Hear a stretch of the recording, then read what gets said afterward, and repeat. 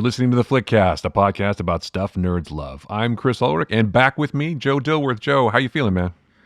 I'm better. I'm not 100% yet, but I'm on the other side of it, man, and that's all good. So. That is good. Yeah, I didn't tell anybody what was going on. I just said you were unavailable last week, but I mean, if you want to tell people, that's fine. If you don't, we could just move on. Yeah, I mean, well, we don't have to turn it into the whole podcast, of course, and we won't. But yes, I did get COVID. Yes, I am vaccinated. I did not have my booster, but being vaccinated doesn't mean you still won't get it, but it won't be as bad as it could be, thankfully, because it was pretty bad. So. Yeah, but it's only been about a week, right? So you're already feeling better, so that's good. I would assume that's because of vaccinations. But you know what? I'm not a doctor, and we shouldn't give medical advice, probably. But no, we should not. No one should take advice from me about basically anything. But So, that's good. I'm glad you're back, and you were missed. We John and I managed to muddle through last week, but he was fun. His podcast was fun, and I enjoy X-Men and things of that nature. And he had some strong opinions about Boba Fett, which you and I are going to talk about today, I'm sure, a little bit. Not about his opinions, but about Boba Fett. But yes, exactly. Speaking of that, on today's show, we're going to talk about Book of Boba Fett, the finale, and we're also going to discuss a little Peacemaker and maybe a little Blade Runner and Jurassic Park and some other stuff. And of course, we'll have picks as well. So that'll be fun for everyone, including me, which is the important thing. Anyway, so yes, we'll talk about the last couple of episodes of Boba Fett because you missed the show last week where we talked about it a little bit. And it did end. The book is closed, I guess you could say. And but you and I haven't spoken about the episode where Luke appears again and Grogu appears again, and it's basically another Mandalorian-centric episode with all kinds of stuff, and it was good fun. Yeah. So I just got to say, it's kind of weird having the main character cameo in his own show like 3 episodes in a row. It's weird. Well, yeah, it was weird. And then the episode that they came back to Tatooine, he didn't even speak, and Fennec Shand did all the talking basically, and like was planning the thing. I don't know. Here's my feeling about Boba Fett, and this is I saw an interview with Ming-Na Wen where she was talking about how she wasn't even aware she was shooting that show for a couple of weeks. She thought it was just like, guest starring on Mandalorian again, but it turned out to be Boba Fett, and she even called it, Mandalorian season 2.5. So like everybody else was. So it kind of was that. I think it was more like we need more, Mandalorian, and we need more content. And so what can we do? What character can we do? Oh, let's just do Boba Fett and see what happens. But yeah, it's like, I don't know. It feels like not a lot of thought went into it, as we talked about before, but the ending was not satisfactory to me, at least to me. So I thought it was a satisfactory ending, and here this comes back to the problem I've had with the whole show. Not the whole main character not being focused on, notwithstanding, but again, we have an episode directed by Robert Rodriguez that just was, I don't know, it was weird. There was nothing, I don't want to say exciting, but it just didn't seem to be. Yeah, even the Rancor, even Boba showing up on the Rancor didn't feel earned. Like even if we'd had one other scene where he's like training with the Rancor, right, or something, just anything where he's done anything to earn that moment. He didn't do anything to earn it. And like the biker kids show up, and like, who gives a fuck about the biker kids? They haven't been in the show enough to even be characters that I care about. Oh, they're going to die. What difference does it make? And I kind of feel like they felt the same way. I kind of got the impression from the actors of like, why are we even here? So they didn't have any kind of, there was no stakes that I cared about. The most interesting character in the entire show was Cad Bane, I think. And so it's like, yeah, who was your main villain in this series? The Pikes? Who was your main villain? Was it the Hutts? Was it this guy? No, was it Cad Bane? Cad Bane should have been the main villain because he had a backstory with Boba Fett, obviously.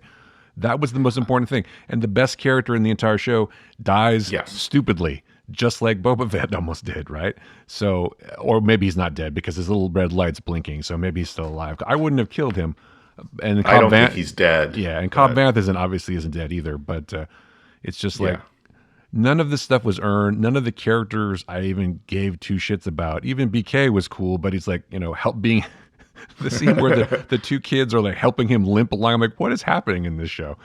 And But Rodriguez did get his one of his favorite things where Boba and Mando both shoot the guy off the wall, and the guy falls, and they keep shooting him as he falls. That's a total nod to Desperado, right? So exactly, he got that in the show. I don't know. I think it's telling when I actually felt sad when the 2 Gamorrean guards got killed. Yeah, they had more character development than anybody else. Almost. Yeah, I'm like, those are his bodyguards. Like, oh, that's sad. But then, like the biker gang, I was like, I don't really care if they get massacred or not, except the one, and I forget her name. I think she's on the main woman. I think she was also on Yellow Jackets. But I'm like, it was like, can someone tell her to kind of tone it down? She was like overacting like crazy. I'm like, whoa, hold on there, sister. I think you forget what show you're on. We don't do that. We don't get that earnest. But well, I don't blame her. She does a great job on Yellow Jackets. Although she kind of is that character on Yellow Jackets a little bit, where she's like she grows up to be Juliette Lewis. So. Oh, I see. Oh, well, there you go. There you go. But that does. I mean, not that Juliette Lewis is a bad person. She's great on the show. But again, it's one of those situations where I don't know that a lot of thought went into it. I really think it was more like this is a placeholder for another show, as evidenced by the fact that when Mando's on the screen or when they're talking about Grogu, I mean, maybe it's just we need to feature Grogu more or Baby Yoda more so they know where their money is. And so they're like, we got to get him in this show. And, although there was a few moments in the finale that were very touching, like when Grogu comes back in Luke's X-Wing, and she's like, I'm not going to call you Grogu. That's a terrible name. Yeah, that was cute. Exactly. And then when he jumps into Mandalorian's arms. Now, who didn't feel something there? I did. But the crowd went wild. They did. Well, they know Disney's not stupid. They know where their money's going to come from. It's going to be baby fucking Yoda forever. So, and like she even said, she's like talking for the fans. I'm not going to call you Grogu. You're Baby Yoda. Damn it. That's right. But yeah, it was when he jumped into Mando's arms. He's like trying to take the helmet off a little bit with his tiny hand. It's so adorable. So. But it's still. It was just, there was still like actual character development with Mandalorian in a show that is not his show, like with him getting his new ship, but more importantly in the finale where he's like, I'm not going to leave. I'm here. I gave you my word, and I'll be here until they die or I die, kind of thing. And it was just like, because even that conversation didn't have much. I mean, it was just Boba Fett going, don't you want to leave? Do you want to leave? Are you going to leave now? Should you leave? And then, oh, okay, cool, you're going to stay. I'm like, it was like, that should have been the moment that that kind of, I guess, development or insight into character should have happened for Boba Fett, not necessarily Mandalorian. Well, the other thing about Mando at that point is that he's left Grogu behind. He doesn't know that Grogu's on his way back. That's true. Yeah, so he's like, true. Fuck it, I don't care if I die. It doesn't matter. Right. The most important thing to me I had to give up. So now it's like for honor, in the name of honor, or whatever the episode was called, he says the line right then. And Boba Fett's like, okay, cool. And you would just hang out with me. Because I guess, maybe Boba Fett's genuinely surprised that anyone gives a shit about him because he's such a bad person for so long. I think what it comes down to for me is Boba Fett is a character that should have remained in the shadows. Right. It should have been an enigma, and that made him more interesting. The fact that everything is explained in nauseating detail was too much.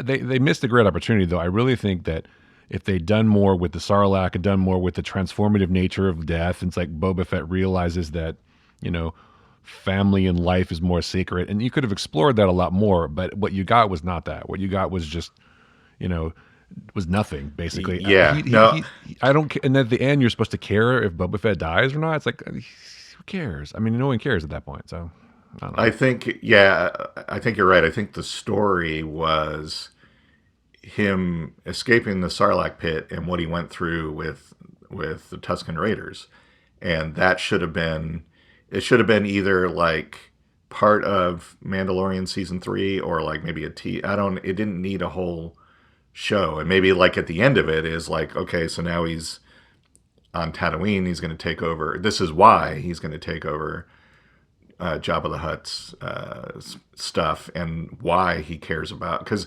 the whole thing is like, I can't let these people down. I'm like, why can't you? That part I didn't understand either, because it's like you've had like zero interaction with anyone in the city, and now suddenly you want to protect this entire city for why. I think The motivation just didn't make sense. Well, it only makes sense if you think about how being with the Tuscans and being in the Sarlacc and all that was transformative, where he learns to care about something. He cares about Tatooine. He becomes one with the sands or whatever, which is why he's like, I want to preserve. I want to bring this, planet back to the way it was, and all that. So he becomes kind of like a protector of Tatooine or whatever. I mean, he has more of a relationship with it, obviously, because he spends a lot of time with the Sand People. Or with the Tuscans, sorry, I can't say Sand People, but it's not cool. He just, I think that, but that's not explained or earned either. But yeah, and my favorite thing too, well, not my favorite thing, but the thing that I thought was funny, they're walking through the town at the end, him and Fennec, and the people are giving him homage and everything. He's like, this isn't us. He's like, after all that, he's like, you know what, maybe I don't want to be Daimo anymore. Well, and I mean, she kind of brings it around, well, if not us, then who? But again, that didn't feel earned.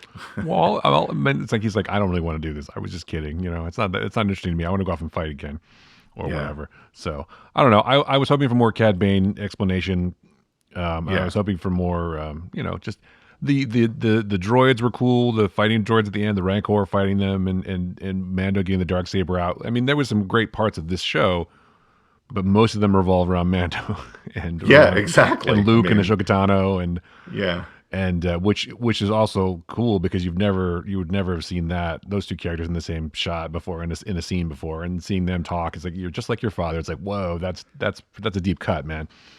That was like huge right there. That I'm like, but again, in the middle of a show about a different character, it was. Well, I guess the problem is that maybe the show should have been called something else. I don't know. Yeah. Or it should have been more acknowledged that it was a show that was going to involve all these other characters. Or it's just, we should take it as a nice surprise that we got to see Luke and Ahsoka Tano and all that stuff, and see Grogu make the important decisions. Although, I don't know, maybe he should have stayed with Luke and learn more about the Jedi. I don't know. But there's a meme going around since R2 brought Grogu back to Tatooine that it's like, well, Grogu chose a lightsaber and then killed the mean man who took away his frogs and then took the shirt anyway and left. There you go. Yeah, Luke's actually dead at this point. Yeah, exactly. So, well, I'm going to bet he's not, unfortunately, but it's funny. But yeah, he took the mean man, took away his frogs. Where's my frogs? But he got I was blood. Trying to eat those. He got dung worms or some shit, so that looked tasty. That's true. But yeah, it was. It was obviously, I think, part of the point of it was to kind of show us the state of the universe, so to speak, for these other shows that are coming or being made. But it just, so I guess by that thing, you shouldn't have called it the Book of Boba Fett. You should have called it something else. And what was the Book of Boba Fett? Was it the thing he wrote in that tablet at the end and said, here's my manifesto. This is my book about, honor and whatever, that what I forget the underling's name who was reading it to the Pikes though, which someone pointed out in a video that tablet is actually like an 80s video game that they repurposed. Yeah, which I think is pretty cool. So was that the Book of Boba Fett? I don't know. It's just, what does he believe? And I guess you see what he believes. My offer is nothing, like in Godfather 2. There's a lot of movie references in this one. There's a Godfather references, and of course the Rancor climbs the tower like King Kong. Yes. And all that stuff. So I don't know. It's BK was pretty awesome, but he was. But then also, I don't know. He did push when he was when they were fighting the droids. That was pretty cool. He's like pushing his hand through because he knows to do it slower. Yeah. I guess they needed Saul Guerrero around to tell them just throw the grenades underneath. That'll blow him up. But I guess he wasn't there. Where was Saul Guerrero when you need him? But anyway. Well, and it was kind of like, how much of a threat are these droids when, like, Mando and Boba Fett are having a conversation and it's like, oh wait, move, boom, and then it was like, okay, and they keep talking. I was just like, so all you got to do is just like lead them out in the desert, I guess, somewhere into a pit, and those fall in. Yeah, I think that's actually a level in a Star Wars video game that I played one time where you can like bump them into the thing and they fall into a pit. It I'm just, sure. I I'm don't sure know. people go, "Oh, they stole that," or Dune stole that from Star Wars because the slow blade penetrates the shield. It's like, well, that the dude did it first. But anyway, Right. I don't know. I keep saying I don't know because I don't know exactly what to make of the whole show. I guess in the end, I'm glad it happened because mostly, we got the cool Luke Skywalker bits and we got the cool, Yes. Mandalorian bits and the dark Yeah. saber and seeing Luke and Ahsoka Tano together and Grogu came back. And I think you're right. In some ways, it's just here's the state of the universe and here's the characters that you really want to see. So we'll give those to you. And then when we start the new season of Mando, you'll be excited. And then, although Obi-Wan Kenobi doesn't take place during this time, and neither does Andor No. if they ever make that. So I'm not sure what other show they're going to set up. They certainly are going to do a show with Luke. Well, In like Ahsoka's show they're setting up. well, that's true, but they're not going to do a show where Luke shows up again because you can't have him on screen for 6 episodes like that. I mean, that was so much better this time.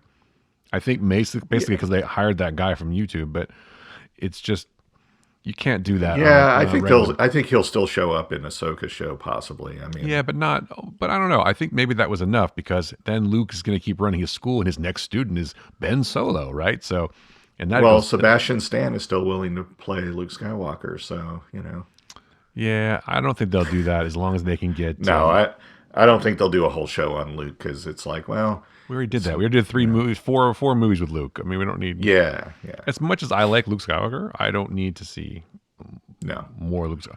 Luke Skywalker should be a myth character, just like Boba Fett should have been.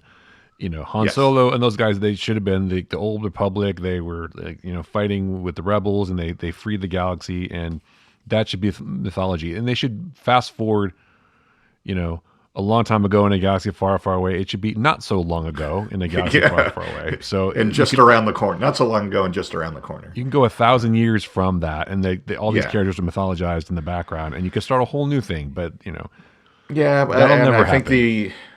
I think the Ahsoka show, it might be like her having a conversation with Luke if he shows up, but it's obviously the focus is her looking for Thrawn.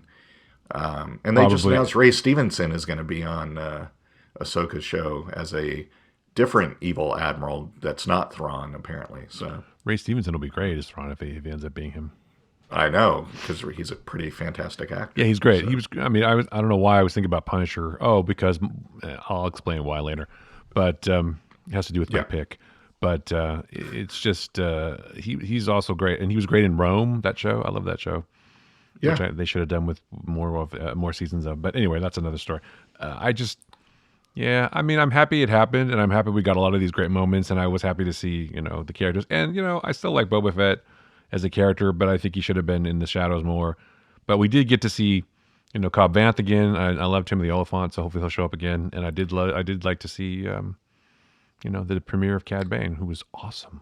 Yeah, I mean, I know that Timothy Oliphant is doing well, they're calling a limited run of new Justified episodes, although I'm sure if it's popular, they'll do more. But, I mean, he could conceivably still do like a 6 or 8 episode Cobb Vanth show, or maybe if they do decide to do Boba Fett season 2, that, Cobb Vanth will feature more prominently. I don't know. There was a reason. There's obviously There's a reason they why. kept him alive. Yeah. Yeah, exactly. Although So, he clearly got shot in the shoulder, so it's not like he was. yes, yes. He's not the deputy who decided to pop Well, off.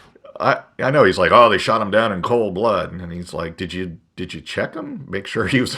Did you just like leave him there in the street? That was a total, that was a total red herring for the audience. Is he alive? It was handled so Right. poorly. It's like, come Yeah, on. I just that whole episode just.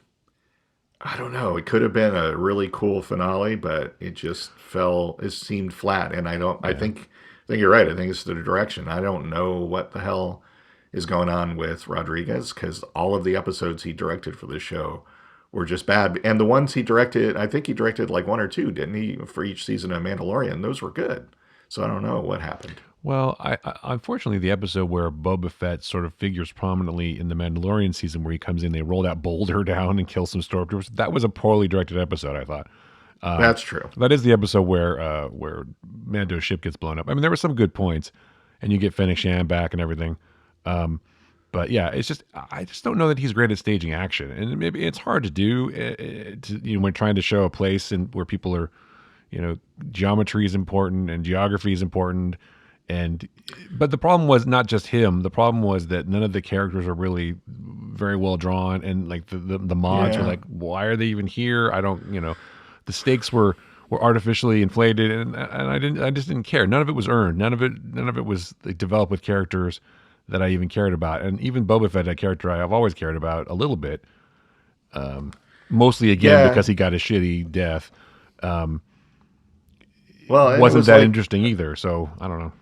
It's like Jennifer Beals' character was there to look concerned like 2 or 3 times and then get blown up, and I was like, well, was that just stunt casting? It was like, hey, wouldn't it be great if we had her in the show, or was it? I don't know. It was what. Well, it's like they probably offered it to her with money, and she's like, sure, I'll play a character in Star Wars, and maybe her kids were excited about it. I don't know if she has kids, but. Maybe they were excited. So then mommy gets blown up in this episode. Yay!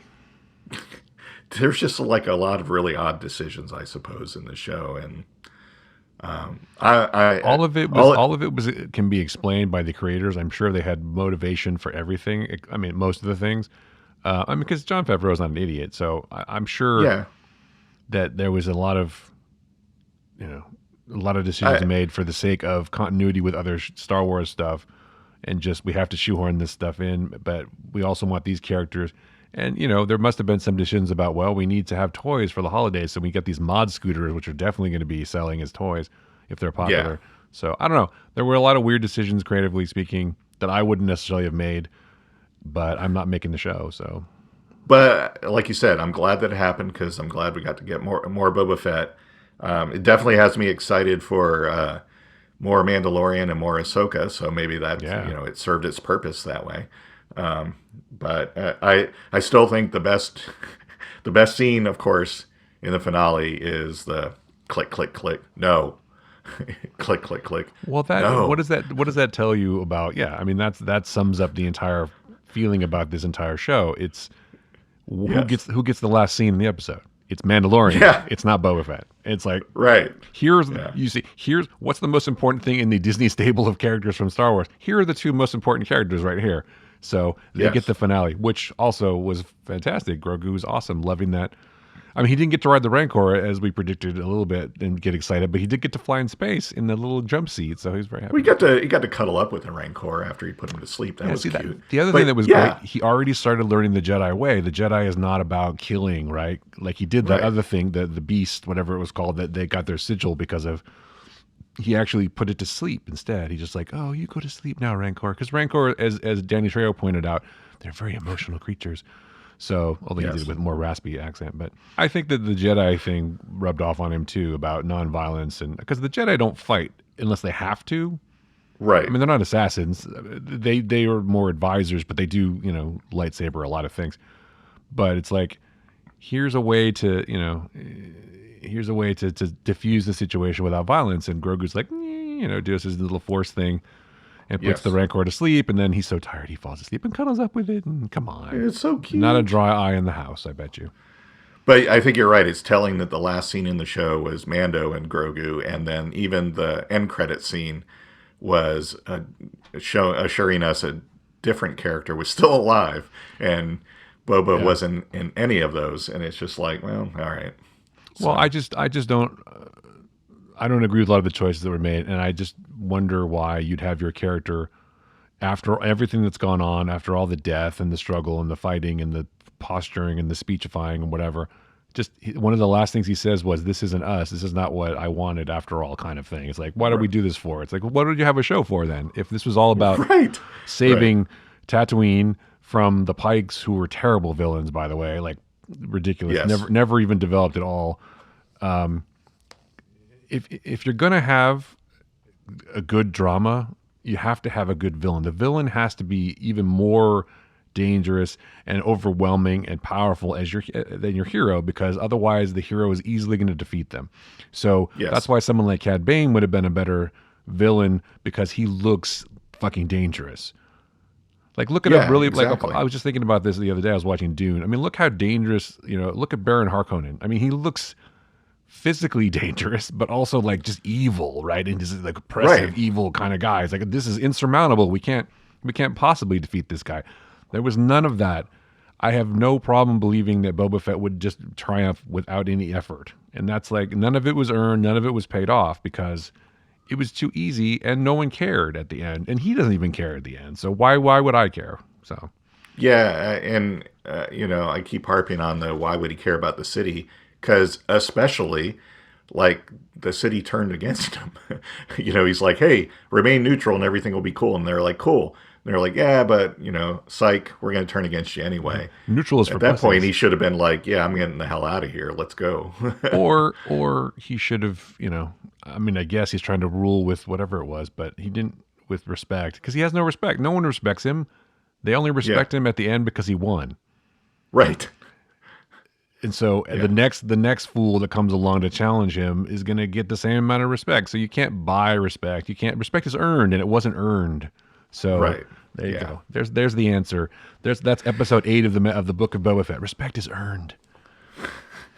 So that's kind of funny if you think about it, because he walked through town expecting tribute and expecting respect and expecting all of this stuff, which was not earned. I mean, he basically stepped into, so maybe that's a moral lesson for this show, is that you have to work for it. No one's just going to give you something. So I don't know. You have to make the right choices, like Grogu did. He chose love over the life of the Jedi. So yeah, because he's like, I mean, for the most part, he was only telling like the other bosses things are going to be different around here. We're not going to run this place like it was anymore. But nobody else knew that. So you're right. It's like, why would they respect him? Because he's walking around with his, chest all puffed out, like, I'm awesome, love me. And well, that's it. All he did was come back and kill Bib Fortuna. There wasn't a big fight. There wasn't a big anything. And he expected to just step into the shoes and be in charge. It's like, no one asked you to do that. And B, who the fuck are you, dude? Yeah, exactly. Like, why would I respect you? I'm Boba Fett. Well, see, that's the thing. You have to buy into the mythology of Boba Fett if you're going to believe that people are going to be scared of him. I've heard of you. No one ever said, I've heard of you. You're dangerous. None of that ever came up. Yeah. It's like when you said the Jennifer Beals character, she just walked up and goes, "Oh, it's all yours now." It's like, why? Why? Yeah, exactly. Are you giving him anything? Why don't you shoot him? He's like one dude, Yeah, anyway. These two people walk in and he's like, I'm running this now. It's I'm running the town. Should have been dead what? like 2 seconds after he said that. Who the fuck are you, man? Yeah. So that's it. It was too easy. It was never earned, and never, and so the victory is hollow for me. And that's one of my biggest problems with the show. Nothing was earned. The reason all of this happened was A, it was written in the script, like you always joke about, and B, to fill in the blanks from how we got to The Mandalorian, but also I think just as a springboard to go, look, here's our good show that we really care about. Don't forget Mandalorian's coming back. We got Baby Yoda. That's right. And we got Ahsoka. That's going to be a show too. So no, but she's secondary to Baby Yoda. I'm sorry. That is their cash cow. They know where the money is. The money is in fucking Baby Yoda. So look, here's Baby Yoda or Grogu, whatever. You want to anyway. So anyway, that's it. I know it sounds like we hated it, but I didn't. There's a lot I liked about it. I have to really, really dislike something to hate it. I know that sounds ridiculous. I just wish it would have been done differently. Wish it would have been done the way I wanted it to be done. I'm just kidding. Well, that's funny. Yeah, it's like it's not how I would have done it. Like I said a couple times, it's not the decisions that I would have made necessarily. And I can, if anybody's interested, I can tell you how to fix the show. But again, that's just my opinion. And as critics, critics of critics will always say, well, why don't you just make your own show then, dude? I'm like, well, I have made shows, but not, I don't know that they were very good either. Yeah. So I just know that as a fan and as a Star Wars fan for basically most of my life, this show did not resonate with me. There were parts of it that did, and a lot of those were tied into my childhood recollections of Luke and all that stuff, and Boba Fett and everything. And that's why I came to the show. But it just, for me, a lot of the stuff didn't pay off. And, I saw some people talking about, well, Star Wars fans just don't like fun. I love fun, but the show wasn't fun. I mean, at the very least, I think it gave, well, I don't know. I was going to say it gave a better spotlight to a character that was killed for a joke, but I don't know that it did because... No, it did him. I think it did him a disservice, honestly. Yeah. Now people are going to hate Boba Fett more than they did before. It's like, wow, this character sucks. Why did you bring him back? Because he kind of does suck. Right. I hate to say it. He is a terrible boss, and he's a terrible leader. because he doesn't earn anything, and he just like walks around and he has terrible tactics. I'm just going to do this, and people are going to listen to me. No one's going to listen to you, man. You don't know how things work, obviously. And people try to tell him that, and he doesn't listen. He just like, and then he's like makes poor decisions about, I'm going to go gun down this biker gang because I saw like one sign on a thing. So obviously that's the answer. I know what's up. So maybe he'll take some management classes. Well, he should. Season, so. He should. Before season 2, Boba goes to school. Yeah, he'll go to business school, and it'll be all good. They should just let the tentacle head guy run things. I can't remember his name, but the mayor's dude. They should let him run things. Yeah, run the town. He's a better administrator. He'd be perfect to run Mos Eisley. He'd just be the mayor of Mos Eisley. So yes, perfect. I like it. I keep saying I don't know. I wish I wouldn't say that, but I don't. I think I'm just. It makes me a little bit disappointed, a little sad to see wasted opportunities. Yeah. But again, we're going to get more Mando, more Ahsoka Tano, more Luke, probably. Definitely more Baby Yoda. So that makes me happy. And next we get to delve into the past and get the Obi-Wan show. That was a show that originally I was like, do we really need to see a dude living in the desert for 6 episodes? Yeah, please, let's go to Tatooine again and live there for a while. Right. But the more I hear about it, I'm like, this might actually be pretty good. So I just want to see. I'm going to watch it, of course. But. Yeah, of course. I just want to see how they get Anakin back in the show. It's like, how are they going to do that? Is there going to be flashbacks to stuff before Anakin becomes a douchebag, or was he always a douchebag? I don't know. Did he hallucinate Darth Vader, or maybe? Yeah. I mean, has he always been a murderer of children? I don't know. It's like, why are you going to focus on this character who clearly is a sociopath? But whatever, it's fine. Unless they're going to try to redeem him, I don't know. Well, I did see something where it said that he's going to be basically like the badass that he was in whatever that movie was that I forgot, where Andor is in it too. What is that movie called? Oh boy, that's sad.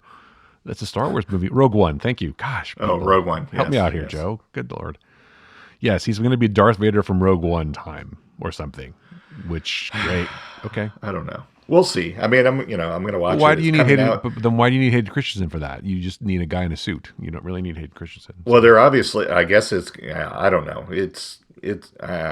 We'll see. Unless it's Force Ghost Hayden Christensen, it just shows up and haunts Obi-Wan Kenobi. Obi-Wan. Maybe he'll live with a tribe of Darth Vader hallucinations and learn to be a better person. There you go. No, I mean, if the timeline works, because it's obviously between the time he goes to Tatooine with Luke and gives him to Uncle Owen, and then what happens then? I mean, does he leave Tatooine? I don't know. I mean, if he's going to stay there the whole time, then Darth Vader is a badass at that point, killing people and looking for Luke or looking. Oh, he doesn't even know about Luke at that point, I guess. But I don't know. But he's not doing his job if he leaves Tatooine, right? He's supposed to stay there and watch Luke for 18, 20 years or whatever. Well, I'm trying to think of the difference between, because Luke is supposed to be like 19 when we meet him or something. Biggs and Tank already left to go to anyway. It's just so that means Obi-Wan is probably Alec Guinness age by then, right? So remember though, if anyone's worried about this messing with continuity, just remember the famous line from a certain point of view. So, right. Well, this is Obi-Wan's point of view, obviously. Right. He is very fast and loose with the truth, especially when he's an old man. Well, that's the thing to keep in mind is the entire show is premised on Obi-Wan being a bad, like unreliable narrator, basically. Right. Here's what happened in the past. Well, not exactly. Oh, no. So... Yeah, so you sat around and just watched this kid for 20 years. Well, kinda. I did leave to go get, I did leave for a while. So I did go to the store and, went to the shops. Go Get drinks. Yeah. I got a cornetto. So, Wait. Yeah. I don't know. Yeah, I have to say that I'm unfortunately one of the people that will just watch whatever they shovel at me. I will watch Obi-Wan Kenobi. Yeah. I'll watch Andor, even though I don't know why you'd make a character. Although he was an interesting character in Rogue One, but I don't know, spoilers, he dies in Rogue One. And right, we know his fate. So, although seeing him like spying and shit, that could be interesting. If they do like a cool spy show with him, I'd be interested in that. I'd like to see IG come back too. He was cool. Yeah, because we kind of got a little bit of that character. I don't know. Yeah, so. I mean, we got a little bit of that at the beginning of Rogue One, where he goes get the information and kills the guy and stuff, and it's like, so there's more to this guy, and I thought he was a very interesting character. Probably one of them. Well, I don't know. Quite a few characters in Rogue One were interesting, and I would happily watch more of any of them. But as you said, it's like, well, that's all good, but we kind of know what happens to him ultimately. So it's like, do we really need? I mean, I guess the same thing for Obi-Wan. We know what happens. We know what happens to everybody, right? Unless it doesn't happen. Maybe you never saw a body. Well, that's true. Maybe Andor and what's her name live together on another planet or something. Someone swoops in on a ship at the last second and picks them up. We only saw a bright flash. Maybe it wasn't maybe didn't actually kill them. So Maybe she's actually force sensitive and just was like, puts up a shield or something. I don't know. Didn't the whole planet blow up though? I don't remember. Yeah, I think it did, but maybe Baby Yoda saved him. Oh wait, no, I think the timing on that's wrong. Oh no, he could still be alive then. I don't know. But yeah, I don't know how long. Well, Baby Yoda's supposed to be like 50 years old, so I don't know if he. Yeah, I'm sure the timeline works. Yeah, absolutely. No, I'm saying she has the force. They're just gonna have like Grogu and everything. He shows up. He shows cameos up. And everything. They insert him into the end of Rogue One. He's like, yeah, flies in there and picks them up. Yeah. He eats them out of there. So I mean, again, you don't know if Jyn Erso has got the Force, right? Everyone has the Force now. So it's just everybody has the Force. That's the lesson of it. Is really everyone's a Jedi. Everyone has not everyone's a Jedi because they haven't trained, but everyone has the Force in theory at certain levels. I guess you can make the case that everyone can, has some control over the Force or no control, but they have to be trained to be a Jedi. So hashtag we all have midichlorians. Hashtag midichlorians for all. Yeah. Hashtag midichlorians for all. Yes. For all.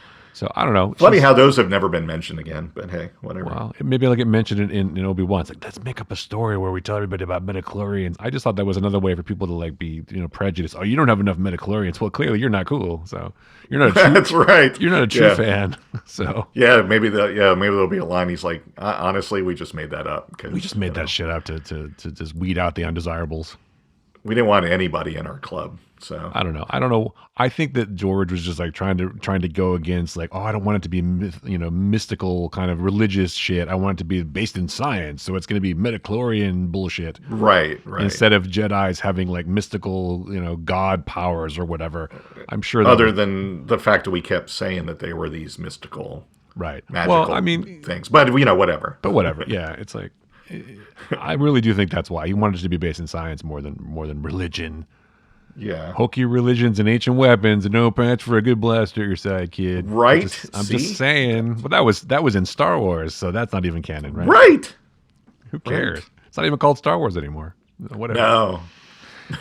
It's all It all changes all the time. It's okay. So anybody that whines about, there's a continuity problem in Star Wars. Continuity. Awesome. There sure is. What version of the movies are you watching? The movie where which one are you talking about? Because where Han shoots Greedo first, or the one where Greedo shoots first, or where that's a hefty list of stuff. So which one in particular? Anyway, obviously they don't care about changing stuff because. Yeah, honestly, I don't either. I like various parts of Star Wars. I care because if you're talking about Greedo and Han, I care because that fundamentally alters a major character in the entire franchise. 100%. He's now a totally different person than he was. No, I agree with you on that. That was a major change. But don't you know that this is all part of the master plan because they're going to fire Kathleen Kennedy and they're going to retcon the sequel trilogy and redo those. You know that, right? I guess it matters from a certain point of view. From a certain point of view, it matters. Yeah. That should just be a show. From a certain point of view, we're just going to talk about Star Wars from all angles. It's whatever you want it to be, man. It's like a multiple choice answer. Did he do it or didn't he do it? Is Grogu named Baby Yoda or is his name Grogu or does he? Anyway, we've gone on a tangent, folks. We got off way on a tangent, so maybe we should move on. That's okay. But I am interested in Obi-Wan. I am interested in Andor, obviously the Ahsoka Tano show. Bring me more Star Wars. Bring me more Mandalorian stuff. And Mandalorian, I think, is cool because, in a way, it's a new character, even though it's a lot like Boba Fett. But it's just, he's evolved into something on his own, which I think is cool. And I think that they're smart enough to realize they've got something and they want to keep exploiting it as much as possible. So I'm sure we'll see more Mandalorian. because it's a good show too, and as proven by the fact that the episodes that feature Mandalorian and Grogu were the best episodes of this show, of the Book of Boba Fett. So the better written shows, yeah, episodes. So. Yeah. Speaking of great written shows, I'm really enjoying Peacemaker. We should talk about that for a minute. The last couple of episodes of Peacemaker, especially the one that recently aired, Stop Dragging My Heart Around, which I think is a great title, was it just gets more interesting to me, and it's funny to see that show and then watch Boba Fett kind of in the same day. It's like, here's a well-written show where characters get developed, stuff gets paid off and earned. Because, spoilers, we're going to talk about this episode of Peacemaker that just happened, but Harcourt becomes the boss because she earned it. Right? Yes. She's the one that's reliable. She's the one that's on mission. She's the one that's been there, the steadfast sort of rock. We're all soldiers together. It's like she earns that commission and she gets it. And then she's in charge because everyone trusts her to do the right thing. And so even Peacemaker. And it's like, that's how you develop characters. It's not how you do it on this other show. It's how you do. This is how you do it, because these characters have evolved already over 6 or 7 episodes from where they started. And it's just, especially Vigilante, by the way. I still love that guy. He's so funny. Vigilante's great. I do have to say real quick, I was wrong the last time we did an episode and talked about Peacemaker, where I commented that Christopher Heyerdahl was not in the opening credits. He is in the opening dance sequence. I don't know why I completely missed him, but he was there. But I made the comments like, "Oh, it's too bad we didn't have him in the." I don't remember seeing him, but maybe they added him in. I'd have to go back to the first episode and see. No, I watched the first episode again. Yeah, he's in the sequence with the cops, so he was there. Sure, that makes sense. Yeah, he was just kind of in the background. So. No, he's great. But, they're all. I mean, that's the thing about James Gunn. One of the things about James Gunn is he can cast the shit out of a show. Yes, he's like, these people, like, you've hardly seen any of these people before. They're all really good. There's no weak performance in this show. Even like the third Bill Redneck is a good actor. Yeah, exactly. It's the credits are funny if you watch them. Like some of the names, like Doofus or Dickhead. Even the 2 frat boys that get their ass kicked by Judo Master are like, they're still good. And even I love that little nod that the convenience store guy gives Judo Master through the window. Is like, yeah, those guys were dicks. Thanks for kicking their ass. I know, he's like, yeah, good job. But remember, folks, there's no bad time to rock. That's all I can say. There is no bad time for rock. Is that what Peacemaker is just a tremendous show, and we can get more into it obviously next week after the finale. And that's a show I'm definitely going to be sad when it ends for the season. I mean, James Gunn's talking about season 2. It sounds like they're going to do it probably, but it's just they keep adding more layers. And I will say the sort of reveal at the end of this episode with the cow was like frightening. That thing is frightening. Yeah. I'm like, what? It's like, whoa. But you had to expect it was like another situation like Starro, right? It was like this giant creature being held captive, obviously up against its will. And so I guess the real question is, since Peacemaker was kind of all on board with killing Starro, will he be the one that wants to save the cow this time? Right, exactly. He'll be like, no, this thing's being held against his will. Yeah, because he's changed, right? And that's been definitely he's changed. And that's one of the great things about this show. He is definitely evolved. They've all evolved and changed, and they've earned the moments that they've gotten, and in the promotions and the beats and everything. And they've earned all that stuff through character development and just having such good writing and such good performances. But yeah, I think that he's going to be the person who's like, no, man, we can't do it. That's got to be his reversals, right? I can't kill this thing. It's wrong. Although Economos is going to I'm going to get the chainsaw and we're going to chainsaw this fucker, right? So it's the other thing too I appreciate about Gunn is he does things I don't know if I'm describing it right, but they're like, yeah, this is the way this is going to happen, but it still happens in an unexpected way, like the resolution of the story, the storyline with him and his dad. I did not expect that. No. How that was going to end. I don't know if I want to spoil that, but that was like, but it almost it fit though. It had to happen that way. It was like, okay. It almost seemed like it was an accident, but like unintentional in some way. He seemed surprised. Yeah, I think.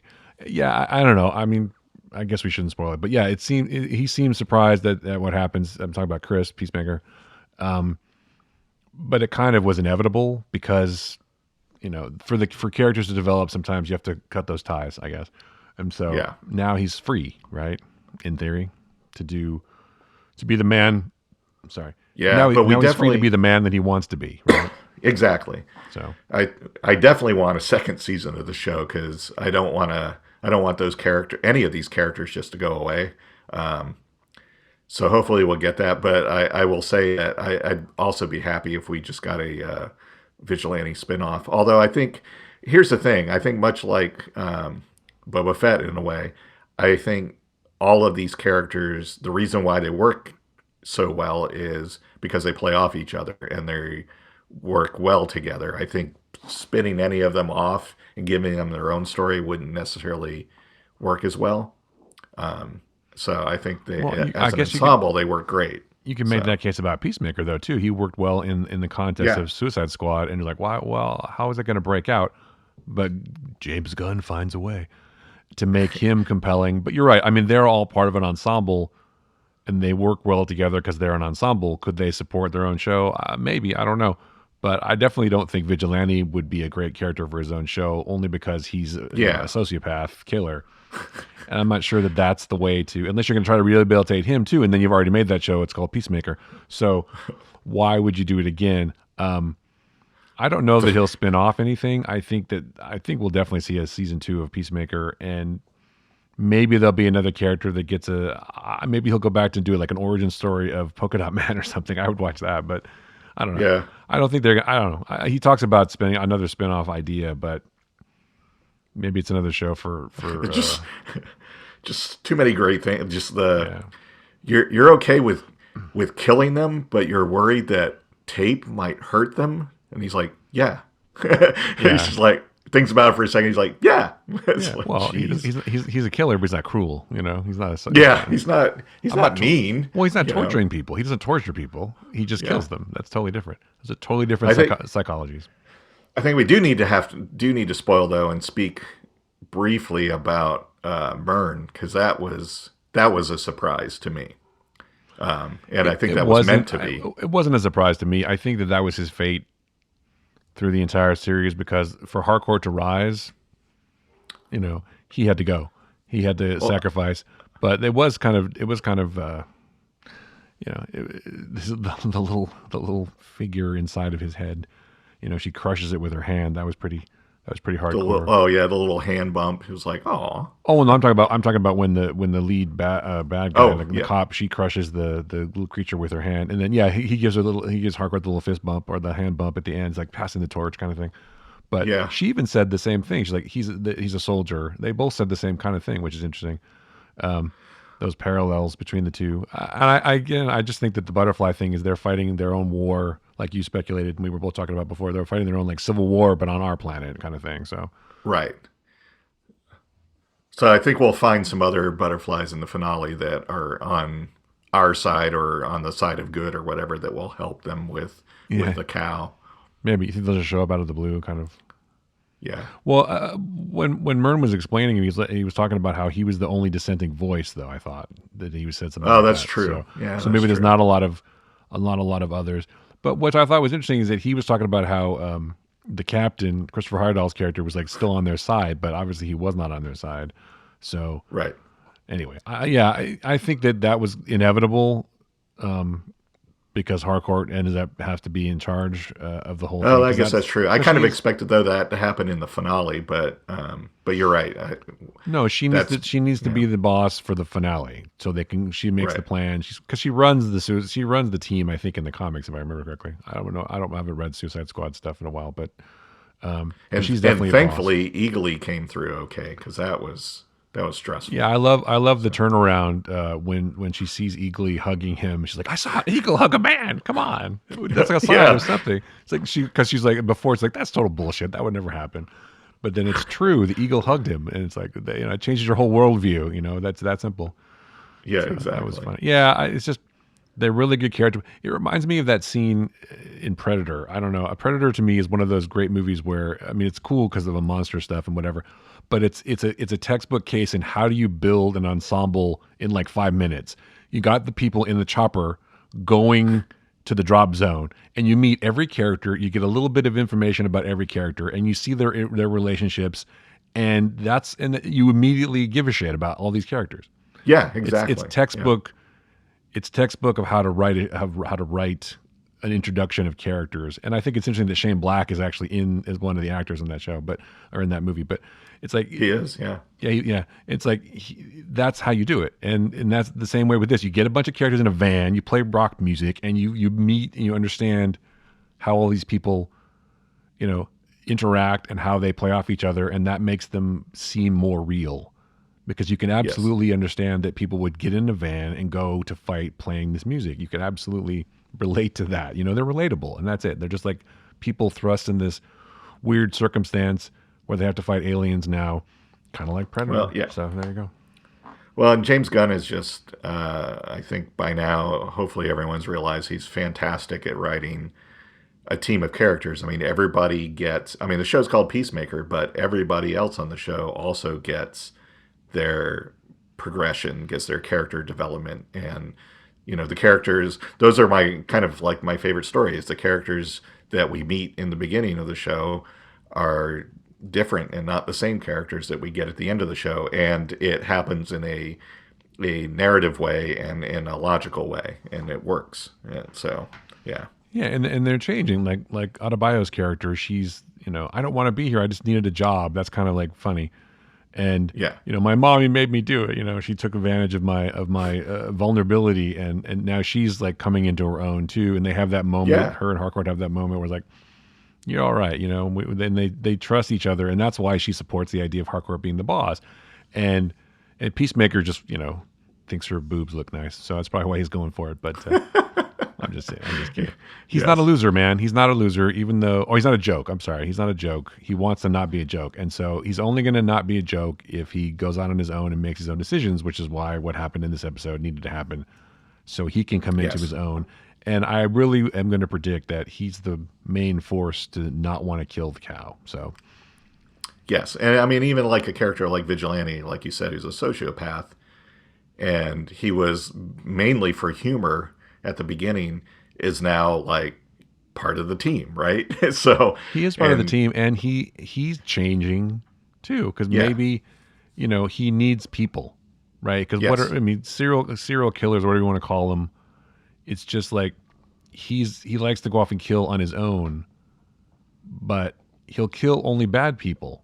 That's the other thing too. He kills evil people. He kills bad people. He doesn't kill good people like veterinarians and stuff. So that's why he was worried about them being taped up, because he's not. Yeah.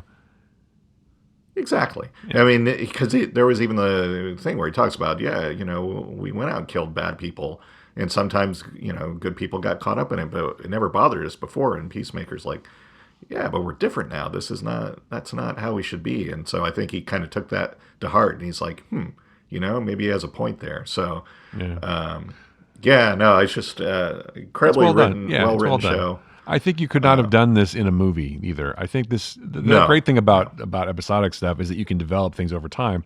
It's harder to do it in a 2-hour movie, and yet he did it with Suicide Squad. You ended up caring about a lot of those characters because they had little beats of interest about them and little backstory stuff. I mean, some of the characters got more development than others, but in a serious kind of relationship, you can have 7 or 8 episodes to really do this, and it's done well. And it's not easy, but here, if you want to learn how to do it, you should watch this show. This is how you develop characters and how you pay them off. And so, if you want to know what's going to happen with Peacemaker at the end, you just have to watch the beginning, and I guarantee you it's all set up there. And you'll get, because James Gunn is, among many things, is also a very technical kind of filmmaker and writer, so a lot of the stuff's going to pay off at the end that was set up at the beginning, and it will. And so And I'm do looking not, forward to the end, and I'll be sad when it's over. But I think we will get another season, so that's good. in every episode, do not hit skip intro because you gotta. I can't. I gotta watch the intro every single time. It's just great. It makes me smile. It's funny, and I was correct about one thing. I was correct that Mern was a butterfly because of watching him dance on the intro. I was like, he's a butterfly. I thought Harcourt was too, but the jury's still out. Maybe she is. We'll see. Maybe that's why she got the fist bump from the dying butterfly. It's like maybe that was the handoff. It's like you have to carry this now. You're the last one. Yes, you're the last one. Go. No, there is another. Oh wait, sorry. What? Wrong sorry. franchise. Well, you're the last one from a certain point of view. So anyway, but yeah, I think she'll end up being a butterfly, which is why her and Peacemaker either can't get together or do get this. Like, I'm cool with it, whatever. Yeah, he's like, I wouldn't have been, but I'm cool with it now. But I'm cool with it now. Yeah, I'm fucking an alien. And then he'll play cool. some Motley Crue song on the piano, and they'll make love. There you go. And yeah, exactly. He'll be playing the piano. She'll be like straddling him on the piano. Yeah, exactly. The end. Fade to black. The end. That's awesome. So yeah, it's cool, and I'm enjoying it a lot. So. No appearance of Nathan Fillion yet, though, so I don't know what's going on. But or I Michael, know, not even a Rooker, voice, or Rooker either. So I don't know what's happening right now. But maybe Rooker will end up in the end. I'm a little disappointed if we don't at least get a voice cameo from both those guys. Come on. I mean, I suppose it's possible that Rooker's playing the cow or something. Because if you look maybe at it, that's it. If you look at it, just from a certain angle and a certain light, it's kind of. I mean, no offense to Michael Rooker, who's a cool guy that I had the privilege of working with a couple of times. It does kind of look like him a little bit. Maybe that is it. Maybe he's playing I'm the just cow. saying, maybe he's playing the cow. I don't know. It's like he's the mocap for the cow. I'm just, I don't know. Or Yondu just comes flying in. I'm the Mary Poppins bitch. Anyway. And Nathan Fillion will turn out to be Vigilante's brother or something. He'll be Vigilante's brother. Yes, exactly. Yeah. The complete opposite of Vigilante. He's like some religious dude. He's like, He has to come pick them up at the end because like their vehicles have been destroyed. And he's like, well, let me call my brother. He'll come get us. He's got a van. He's got a van. There you go. Yeah. It's like a church van or something. Yeah. Are you ready to be saved? No, I'm not. But yeah, it's weird not to see Fillion or more importantly Rooker, because Rooker's in everything that James Gunn does. So I'm surprised that he hasn't shown up yet. But maybe it's a scheduling problem. I bet we'll see him at the end somehow. But hey, we have the finale next week, and then we have another. Well, I guess it's turned into a franchise now that we truly love. That's coming to TV at some point. Blade Runner. That was just announced. Coming to TV. TV. I love my MTV. No. Yes. I'm sorry. I wasn't quite done with Peacemaker, but I realize now saying Peacemaker and Michael Rooker, but Michael Rooker was already in the Suicide Squad, which is continuity, and he got killed. So maybe he can't come back. I don't know, but he can voice though. He could do the voice. That's true. I still think he's the cow, but I'm sorry. You were talking about, there's a Blade Runner show, which is going to be developed by Denis Villeneuve, which is cool. Yes. And Ridley Scott. And it's also the production company is the same company that gave us The Expanse. So that'll be cool. Yeah, that is cool. I wonder, are you going to move off of the sort of formula where it's a Blade Runner finding replicants? Are you going to go off world? Are you going to? I don't know what you're going to do. I'm not sure what the premise is. I'm sure it'll be cool, or is it going to be kind of the same thing? Because where do you go? I mean, where do the replicants go? They're already in the Nexus phase or whatever, indistinguishable from humans, and they refine that even more in the movie. And it's supposedly 100 years after the movie, so I don't know. It's 50 years after. 50 years. I'm sorry, 50 years. So it's Blade Runner 2099. Yeah.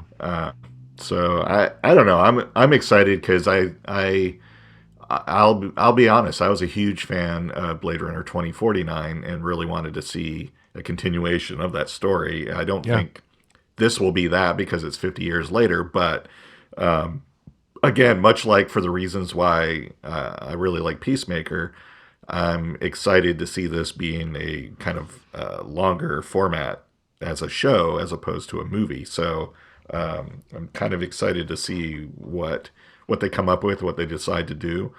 There's also, I haven't watched it yet, but there is a animated series, Blade Runner 2019, I think it's called, that's airing right now. It may be done, but I banked the episodes and plan to watch that show, but I'm very happy to see a live action continuation.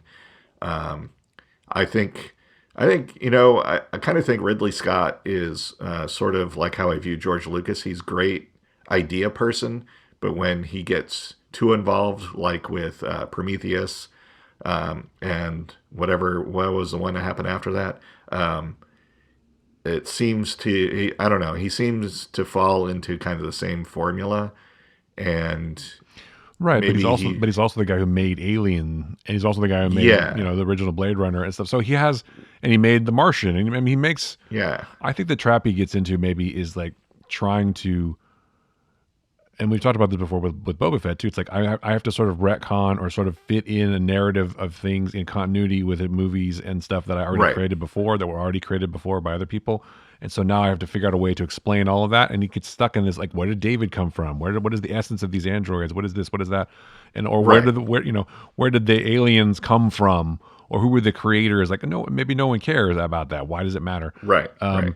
So it's just, they're interesting stories and they're visually obviously amazing. It's just he's better if he has like other source material, which is why like The Martian was a great movie because he had a really good book to play off of. Yeah, I think he's got like one, like Alien. It was a fantastic movie. He didn't need to be involved in any prequels or sequels. In fact, Aliens was extraordinary, but it still was, extended and extrapolated from ideas that he had. Same thing with like Star Wars. I mean, Empire was great, but George had this story idea for it. He didn't, write the script. He didn't direct it.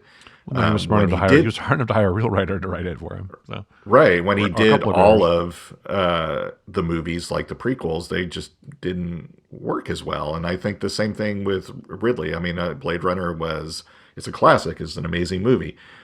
He had a hand in the story, I think, for the sequel, and I think that worked exceptionally well. And if he remains like, hey, here's where this story could go, or here's kind of the seeds for it for this TV show, I think it'll work great too. I say that though, and then we'll talk about at some point, I think, Raised by Wolves.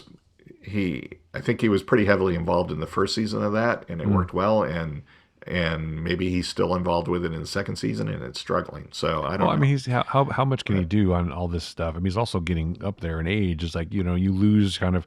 I think that's what True. happens to some creative people. Is like you lose your confidence, right? It's like I don't know necessarily what decisions to make. I mean, he's not young, but then he makes like House of Gucci, which is pretty funny, and he made The Last Duel, right, which I thought was actually pretty good.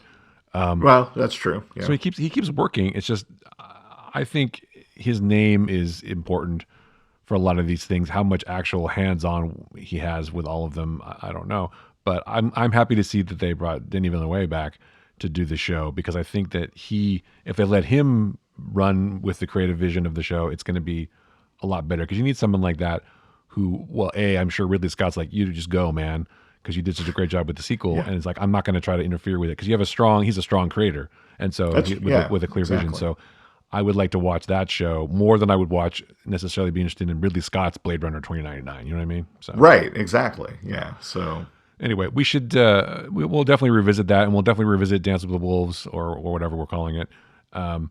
Raised by Wolves, I know that's what it's called. Raised by Dancing Wolves. Raised by Dancing Wolves, but we'll definitely revisit all that stuff. But we should go to picks because the show is long. So let's go to picks now, and then we'll get out of here, and we can talk about these other things later.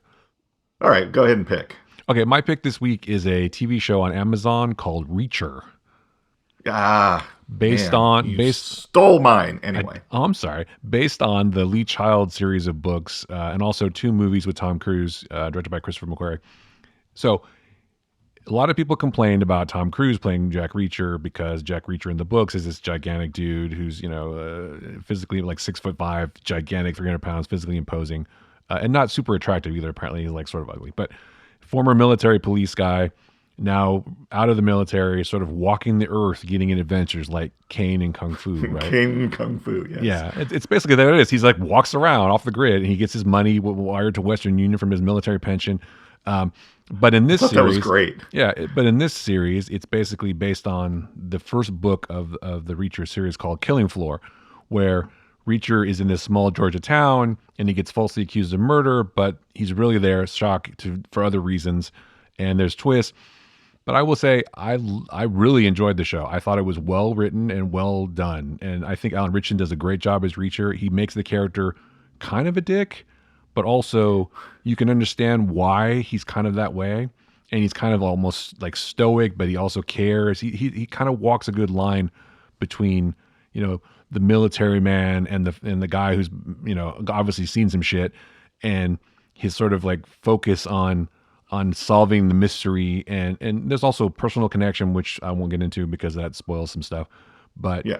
I think he does a great job. I thought he was really good in Titans on HBO Max as Hawk, and I was like, he's very physical, although he's only six. I say only 6'2", but they sort of play off that size. Like there's a great line in the show where it's like, "Why are you so big?" He's like, "Genetics. Why the fuck do you think?" And so, and that's a good beat. And there's some little things like this whole thing about him trying to find. Well, anyway, I won't spoil it. But Yes. it's a really good show, and the supporting characters are excellent. And the thing that's interesting about a show like this is that you really get to meet these characters and develop a fondness for them. But in the next season, which there's already been announced, season 2, he's not going to talk to any of them. So maybe because he moves on, right? He just wanders the earth, getting adventures. So that's what happens in the books. And so yeah, I really enjoyed it, and he does a great job. I didn't hate the movies. I thought Tom Cruise was playing a different character, obviously, because he's not like physically imposing, but he was good, and he had that kind of sort of stoicism and the sort of thing where he's doing his thing and kind of doing his own whatever you call it, like making his own way, and sort of I'm trying to think of the word, singular sort of idea, a singular sort of vision. He's on mission the whole time. But yeah, I really enjoyed the show a lot, and I think that if you like Lee Child books, it's definitely worth watching. And if you like, good drama, well done, it's definitely worth watching. It's a good show. It's Reacher on Amazon Prime. You need Amazon Prime to watch it, but it's worth it. It's really fun. I'm sure it'll show up on other things, but it's a fun show. So that's my pick, Reacher on Amazon Prime. I'm going to be lame, and I'm going to pick Reacher as well because I just really, really enjoyed that show. Okay. And I will say this: Alan Ritchson. I can never pronounce his name. He played a character on the show Titans, and did an extraordinary job. So I was very excited to hear that he was going to be playing Reacher. Especially, I don't know anything about the books. I enjoyed the movies, mainly because I enjoy Tom Cruise movies. But I kept hearing people were like, "That's not Reacher. That's not how he's described," and blah blah blah. So the fact that everyone that are Reacher fans were like, yeah, this is more what it should be. This is more how it is. I was like, oh, okay, let's check it out. And yeah, it was a great season. I really liked the character. I mean, the actor definitely has the chops to play that type of role, especially the scene where he just stares down the guy that's being an ass to his girlfriend. I thought that was pretty great. But yeah, it was really awesome. I'm glad it's been renewed.